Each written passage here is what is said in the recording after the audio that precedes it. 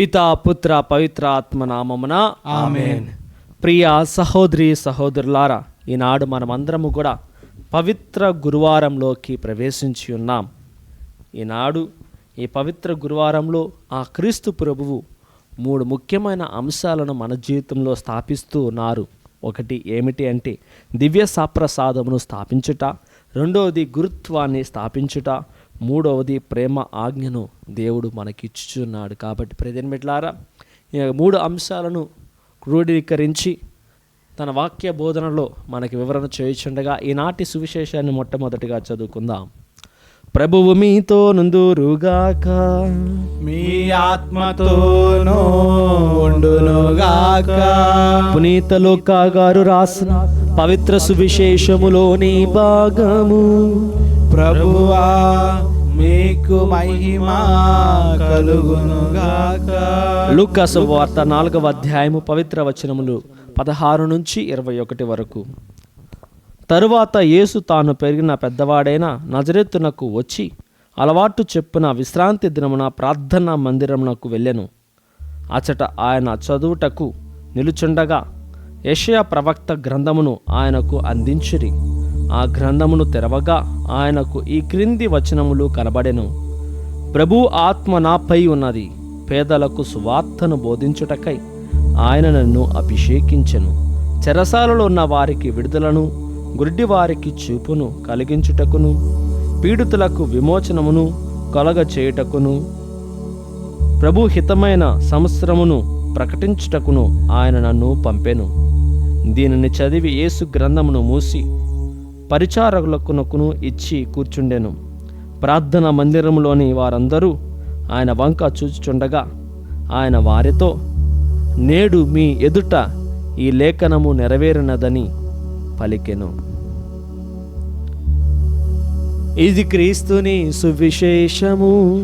క్రీస్తువా మీకు స్తుతి కలుగునుగాక. ప్రభు యేసు ప్రభు మరి ఆ యెరూషలేం పట్టణంలో ప్రవేశించి ఆ గ్రామంలో ఉన్న దేవాలయంలో ఆయన నిలవబడగా ఆయన చేతికి యెషయా ప్రవక్త రాసిన ప్రవచనాన్ని ఇవ్వబడగా ఆ ప్రవచనము ఆయన చదివి కూర్చుండెను. ఆ ప్రవచనము మునుపెమ్మడు కూడా ఎవరికి ఇవ్వబడలేదు. కానీ క్రీస్తు ప్రభువు తనను తాను వ్యక్తిని చేసుకొనకు మునుపు, తనను తాను బలిగా అర్పించుటకు మునుపు ఆ లేఖనము ఆయనకు మాత్రమే ఇవ్వబడి అది ఆయన చదవగా క్రీస్తు ప్రభు పలుకుతున్నాడు, ఇప్పుడు ఈ లేఖనములు పరిపూర్తి అయినవి. వచ్చి చదవవలసిన వాడు చదివి ముగించాడు అని ఆయన పలుకుతూ తన యొక్క సాక్ష్యాన్ని ఆ ప్రజల ముందు వెల్లడి చేస్తూ ఉన్నాడు. ప్రియమైన బిడ్డలారా, ఈనాటి ముఖ్య 3 అంశాలలో మొట్టమొదటి అంశము దివ్య సప్రసాదమును స్థాపించుట. క్రీస్తు ప్రభువు తనను తాను ఒక బలియాగముగా మార్చుకొని రొట్టెను విరిచి, ఇది నా శరీరము, ఆ ద్రాక్షారసమును అందిస్తూ, ఇది నా రక్తపు పానమని 12 మంది శిష్యులను కూర్చోబెట్టి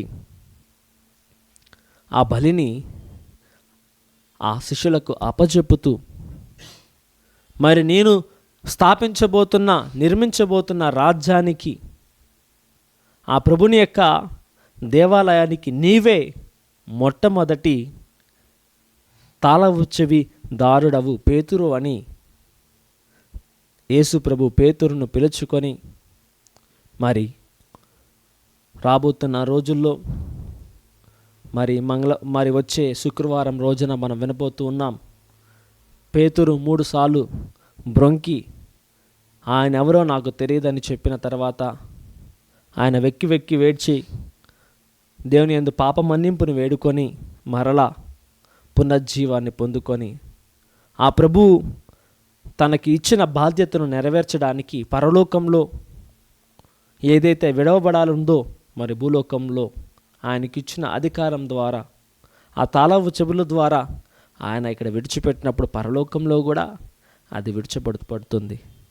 భూలోకంలో ఆయన ఏదైతే బంధిస్తాడో పరలోకంలో కూడా అది బంధింపబడుతుందని క్రీస్తు ప్రభువు పేతురుకు అధికారం ఇచ్చాడు. ప్రియమైన బిడ్డలారా, ఆనాడు యేసు ప్రభు ఆయన్ని ఒక రొట్టెగా మార్చుకొని మనందరికీ అందించాడు. అదే విధముగా మీరును నన్ను ఎక్కడైతే స్మరిస్తున్నారో నా నామమున ఈ రొట్టెని విరచి ఇతరులకు అందచేయండి. దేవుని రాజ్య స్థాపన కోసం పిలువబడిన వాడు తన జీవితంలో దేవుని కోసం విరవబడాలి అని దేవుని యొక్క వాక్కు మనకు బోధిస్తుంది. ప్రియమైన బిడ్డలారా, 1 పేతురు 5వ అధ్యాయం 6వ వచనం మనం చదివితే నేను ఏ విధముగా ఎవరి కోసం విరవబడాలి అని ఇక్కడ వాక్యం మనకి తెలియజేయబడుతుంది. 1 పేతురు 5వ అధ్యాయం 6వ వచనంలో ఆయన మిమ్మును గూర్చి శ్రద్ధ వహించును కనుక మీ విచారములన్నీ కూడా ఆయనపై మోపండి. శక్తివంతమైన దేవుని హస్తమునకు మీరు వినమ్రులు కనండి. యుక్త సమయమున ఆయన మిమ్మల్ని ఉద్ధరించును. ఆయన ఎప్పుడు విరవాలో, మిమ్మల్ని ఎప్పుడు ఉద్ధరించాలో ఆయనకి తెలుసు. కనుక మీ జీవితాన్ని ఒక రొట్టె వలె ఆయన యొక్క హస్తానికి అర్పించుకుంటే ఆయనకి తెలుసు ఆయన ఎప్పుడు ఉద్ధరించాలో, ఎప్పుడు దీవించాలో, ఎప్పుడు విరవాలో.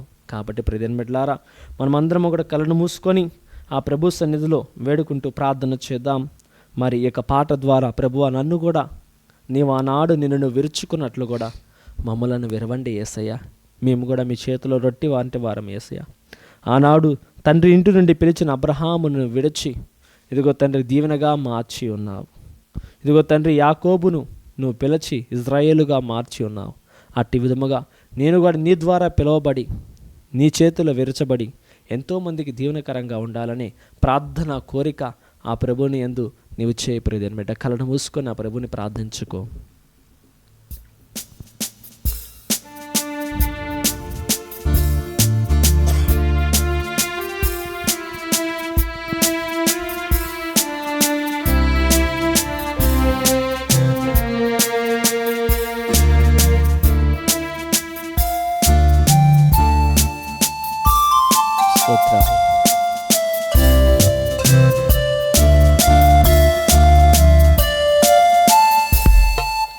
నీ చేతిలో రొట్టెను నేనయ్యా, వీరుము యేసయ్యా. నీ చేతిలో రొట్టెను నేనయ్యా, వీరుము యేసయ్యా. వీరుము యేసయ్యా, ఆశీర్వదించు యేసయ్యా. వీరుము యేసయ్యా, ఆశీర్వదించు యేసయ్యా. నీ చేతిలో రొట్టెను నేనయ్యా, వీరుము యేసయ్యా. నీ చేతిలో రొట్టెను నేనయ్యా, వీరుము యేసయ్యా.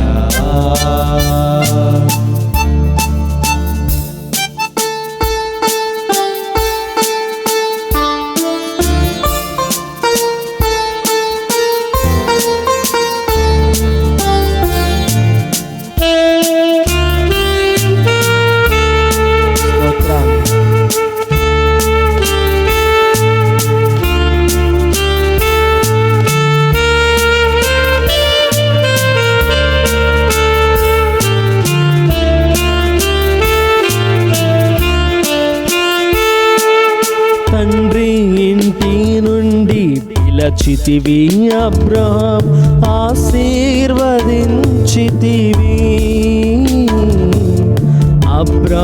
అబ్రహాముగా మార్చితివి.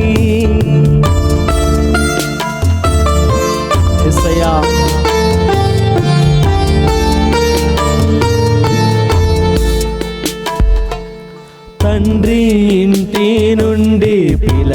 పిలచితివి అబ్రాహాము ఆశీర్వదించితివి. అబ్రాహాముగా మార్చితివి. నీ చేతిలో రొట్టెను నేనయ్యా వీరుము యేసయ్యా. నీ చేతిలో రొట్టెను నేనయ్యా వీరుము యేసయ్యా.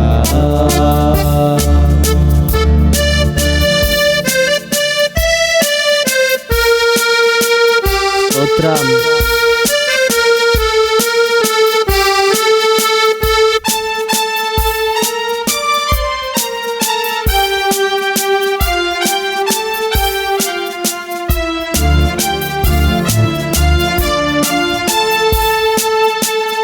యాకోబు నీవు పిలచితివి ఆనాడు ఆశీర్వదించితివి.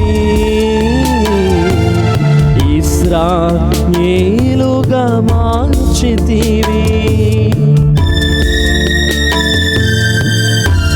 స్తోత్రాలు.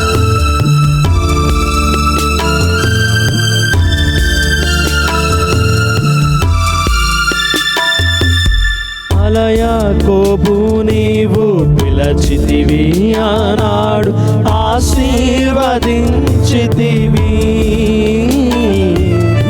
ఇశ్రాయేలుగా మార్చితివి.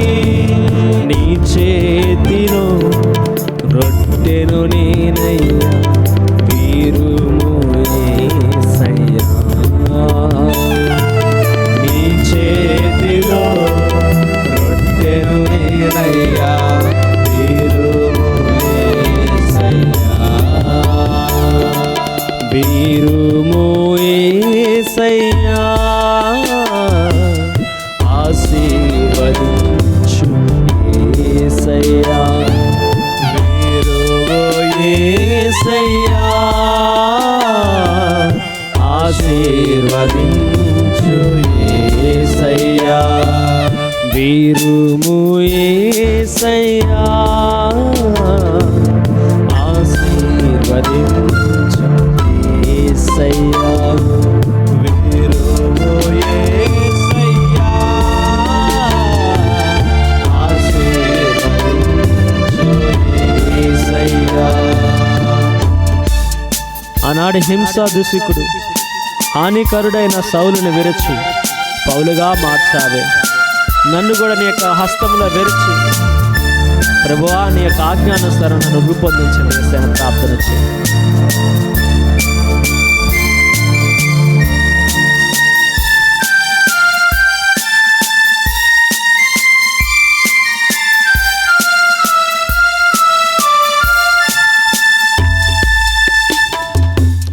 హింసకుడు దూషకుడు హానికరుడైన సౌలును విరచితివి.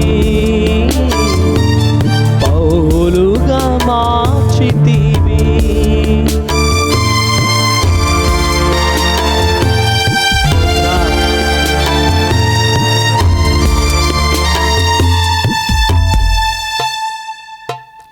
హింసకుడు దూషకుడు హానికరుడైన సౌలును విరచితివి.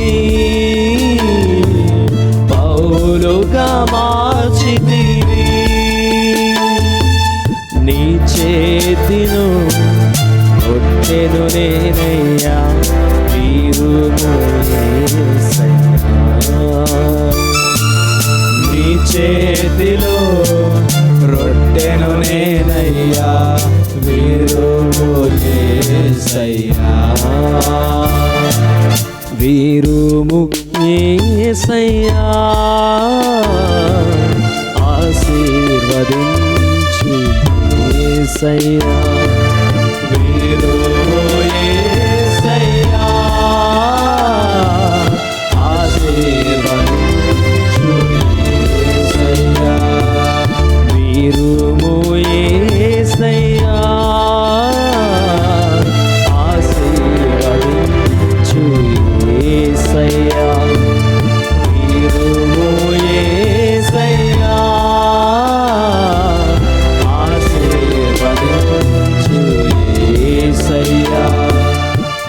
చేతిలో రొట్టెను నేనయ్యా, నీవు యేసయ్యా. నీ చేతిలో రొట్టెను నేనయ్యా, నీవు యేసయ్యా. విరవబడిన యేసయ్య, మేము కూడా నీ కోసం విరవబడలాగున మమ్మ దీవించండి యేసయ్య. మా హృదయాలు నీ కోసం విరవబడాలి, మా జీవితాలు నీ కోసం విరవబడాలి, మా ఆశలు కోరికలన్నీ కూడా నీ కోసం విరవబడాలి, మా తలంపులు, మా గర్వం, మా అసూయ, మా వాంఛలన్నీ కూడా నీ కోసం విరవబడాలి అయా. మా తనువంతే కూడా నీ కోసం విరవబడి ఇదిగో తండ్రి ఒక బలిగా మారి నిత్యము నీకు ఒక సాక్షిగా నిలిచే ఆ యొక్క గొప్ప అవకాశాన్ని మాకు దయచేయండి యేసయ్య. మా కుటుంబ బిడ్డలకు దయచేయండి యేసయ్య. అటువంటి గొప్ప పరలోక మహిమ భాగ్యాన్ని మాకు దయచేయమంటూ మన నాథుడైన యేసుక్రీస్తు నామమున అడిగి వేడుకొంచున్నాము తండ్రి, amen. Praise the Lord. Praise the Lord. ప్రియ సహోదరి సహోదరులారా, రెండవ అంశము ఈ పవిత్ర గురువారం రోజున దేవుడు క్రీస్తు ప్రభు మనకు నేర్పిస్తున్నది ఏమిటి అంటే గురుత్వాన్ని స్థాపించిన రోజు. కేవలం పోపుగార్లకు, కార్డినళ్లకు, గురువులకు, బ్రదర్లకు మాత్రమే గురుత్వం అనేది ఇవ్వబడలేదు ప్రియమైన బిడ్డలారా. ఈ గురుత్వ అభిషేకం అనేది ప్రతి ఒక్కరికి కూడా సంక్రమిస్తుంది. అది ఎప్పుడు అంటే ఎవరైతే పితాపుత్ర పవిత్రాత్మ నామమున మీరు క్రీస్తు యేసు నామమున బప్తిస్మము పొందుకోండి అని వారిపై నీటిని ఉంచి ఆ ప్రభు నామున బోధిస్తారో అప్పటి నుంచే వారు యాజకత్వంలో బాలి భాగస్థులు అయ్యారని వాక్యం మనకు బోధిస్తూ ఉంది. మన వాక్యాన్ని చదివినట్లయితే మరి 1 పేతురు 2వ అధ్యాయము 9వ వచనంలో, కానీ మీరు ఎన్నుకొనబడిన జాతి, మనమందరము కూడా ఎన్నుకోబడిన జాతి, రాచరికపు యాజక బృందము, పవిత్రమైన జనము, దేవుని సొంత ప్రజలు, దేవుని యొక్క సొంత ప్రజలు, దేవుని అద్భుత కార్యములను ప్రకటింప ఏర్పరపబడిన వారు, దేవుని యొక్క అద్భుత కార్యములను ప్రకటింప ఏర్పరపబడిన వారు, ఆయనయే మిమ్ము చీకటి నుండి అద్భుతమగు తన వెలుగులోనికి పిలిచెను. ఆయనే మనలను చీకటి నుండి తన యొక్క అద్భుతమైన వెలుగులోనికి, ఓ సాధారణమైన ప్రజాంగమా అని మీరు తలస్తున్నారేమో, కానీ నా దృష్టిలో ఎన్నుకోబడిన అమూల్యమైన నా జాతి, నా సొత్తు అని ఆ ప్రభువు మనకందరికీ కూడా పిలుపునిస్తూ ఉన్నాడు. ప్రియమైన బిడ్డలారా, ఈ యాజకత్వంలో అంతస్తులు ఉన్నాయే కానీ ఎవరు కూడా యాజకులు కాదు అని బైబిల్ మనకి మరి నేర్పించట్లేదు. ప్రియమైన బిడ్డలారా, బాప్తిస్మం తీసుకున్న ప్రతి ఒక్క బిడ్డ కూడా యాజకుడే, యాజకురాలే. కాబట్టి ఈ రోజున ఆ సత్యాన్ని నీలో గ్రహించుకోగలుగుతున్నావా?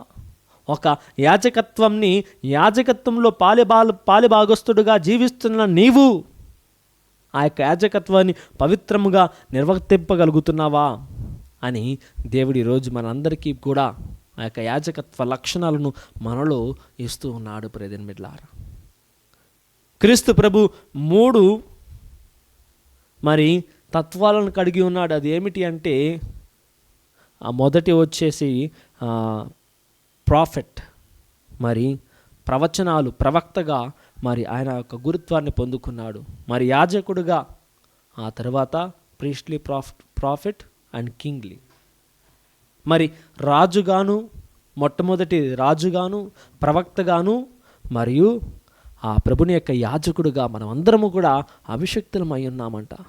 మనమందరము కూడా రాజుగా జీవించాలి, ప్రవక్తగా ఉండాలి.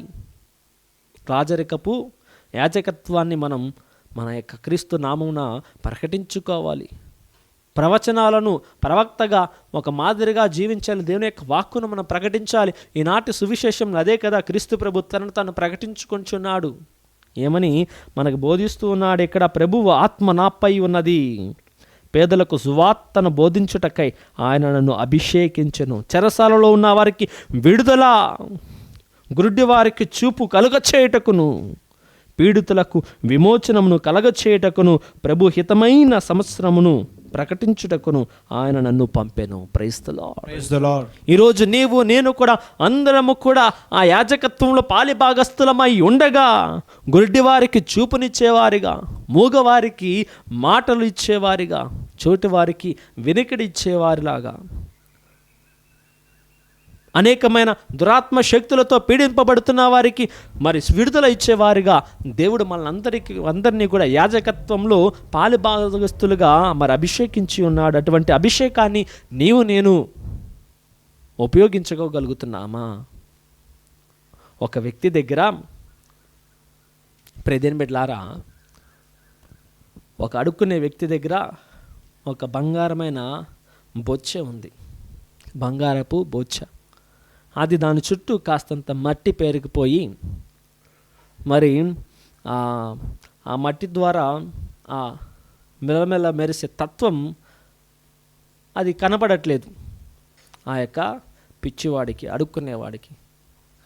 కానీ మరొక వ్యక్తికి ఆ బొచ్చ కింద పెట్టి రాకినప్పుడు దాని యొక్క మరి విలువను, ఆ బంగారం యొక్క మెరుపు వేరే ఒకరికి కనపడింది. ఆయన చూసి ఈయనకు చెప్తున్నాడు, నాయనా నువ్వు అడుక్కునే అవసరం లేదు, నీవు నీ జీవితంలో చాలా విలువైనది నువ్వు కలిగి ఉన్నావు, నువ్వు మరి ఏదో ఒక పిచ్చి పాత్రను తలస్తున్నావు, ఒక బొచ్చే అనుకుంటున్నావు, దీంట్లో నువ్వు డబ్బులు అడుక్కుంటాము అనేది అది ఇంత తలస్తున్నావు, అన్నం తింటాము అనుకుంటున్నావు, కానీ ఇది సాధారణమైన బొచ్చే కాదు, ఇది బంగారు పాత్ర. ఈ పాత్రను నువ్వు అమ్మినట్లయితే మరి కోట్లాధికారి అవుతావు, లక్షలాధికారి అవుతావు, నువ్వు అడుక్కునే అవసరం లేదు, జీవితాంతకాలం కాళ్ళ మీద కాలేసుకొని తిని బ్రతకవచ్చు అని ఆ చూసిన వ్యక్తి ఈ బిచ్చగాడికి చెప్పినా, ఆ బిచ్చగాడు చెప్తున్నాడు, నాకు అడుక్కు తినటంలోనే సంతృప్తి ఉంది, నా కాళ్ళ మీద కాలేసుకొని బతకాలని అవసరం లేదు, ఇలాగే ఒకరి కాళ్ళ క్రింద చెప్పులాగా నేను ఉండిపోతాను అని ఆ బంగారపు పాత్రతోనే ముష్టిని వెతుక్కుంటూ ఉన్నాడు. ప్రియమైన బిడ్డలారా, ఈ రోజున అటువంటి కోణంలో మనమందరము కూడా చిక్కుకొనిపోయి ఉన్నామా? దేవుడు అవకాశం ఇచ్చినా కానీ, తన మహిమగల మేలెలిగిన జీవితాన్ని మనకిస్తున్నా కానీ, మరి మంచి పగడం వంటి ముత్యం వంటి నీ జీవితము పందుల ముందు పారేయకము.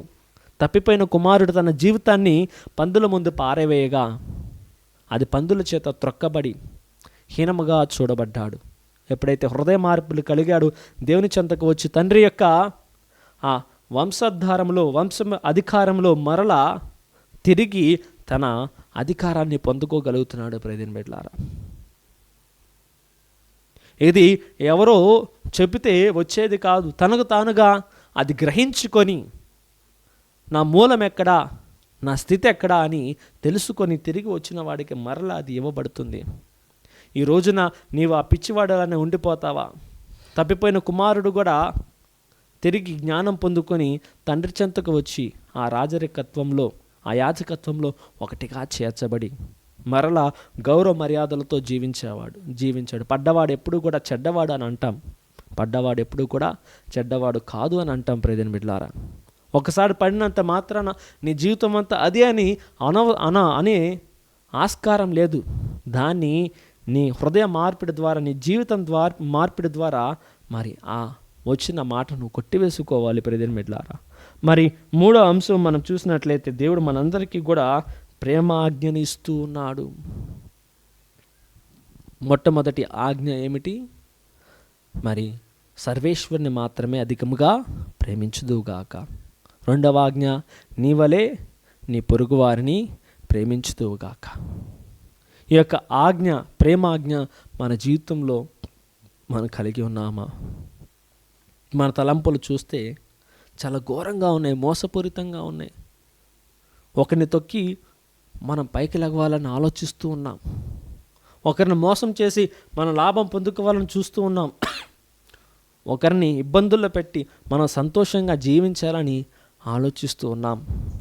మరి ఇటువంటి జీవితానికి దేవుని యొక్క ప్రేమ ఆజ్ఞ మరి ఏ విధంగా మరి మనకి అది ఉపయుక్తంగా ఉంటుంది? ప్రియమైన బిడ్డలారా, ఇవన్నీ మన జీవితంలో ఉంటే దేవుని కలిగి ఉండలేం. రాజుగాను, ప్రవక్తగాను, యాజకుడిగా ఈ మూడింటిని ఏది కూడా మనం పాలు పంచుకోలేం. తప్పిపోయిన కుమారుడు అవన్నీ కూడా వదిలిపెట్టి సర్వేశ్వరుని మాత్రమే ప్రేమించాడు, తన తండ్రిని ప్రేమించాడు. తన తప్పిదమును తెలుసుకొని తన చుట్టూ ఉన్న వారిని అంగీకరించుకున్నాడు కాబట్టి తాను కూడా వారితో ఒకటిగా ఉన్నాడు. ఈ రోజున నేను కూడా ఇవన్నీ మనసులో పెట్టుకొని అసూయలో, కుట్రలు, స్వార్థపు బుద్ధులు పెట్టుకుంటే మన వారిలో చేరలేం. దేవుని యొక్క బిడ్డలలో ఒకటిగా మార్చబడలేం ప్రియమైన బిడ్డలారా. కాబట్టి మనం ఎప్పుడైతే మన జీవితంలో ఎన్ని తొలగించుకుంటామో అప్పుడే మనం నిజమైన యాజకుడుగాను, రాజుగాను, ప్రవక్తగా మార్చబడగలం ప్రియమైన బిడ్డలారా. కాబట్టి ఇటువంటి గొప్ప విశ్వాసాన్ని దేవుడు మనకి ఇచ్చి ఉండగా, ఎన్నో అవకాశాలని దేవుడు మనకి ఏర్పరిచి ఉండగా, ప్రభువా నేను నీ సన్నిధిలో ఇదిగో రాజుగాను, ప్రవక్తగాను, యాజకుడుగా జీవించే భాగ్యాన్ని, నీవిచ్చిన పిలుపును నేను ఎరిగి ఇదిగో ప్రభా జీవించలా నా కృపను చూపమంటూ మన నాథుడైన యేసుక్రీస్తు నామమున అడిగి వేడుకొంచున్నాము తండ్రి, ఆమేన్. ప్రియ సహోదరి సహోదరులారా, మరి పవిత్ర గురువారం రోజున మనం అందరము కూడా ఈ 3 అంశాలను ధ్యానం చేసుకుందాం.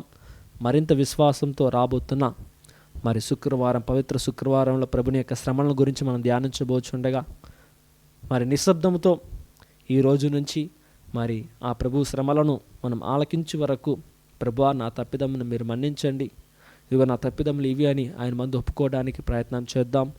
విశ్వాసంతో దేవునిలో ఎదుగుదాం. ఆమేన్.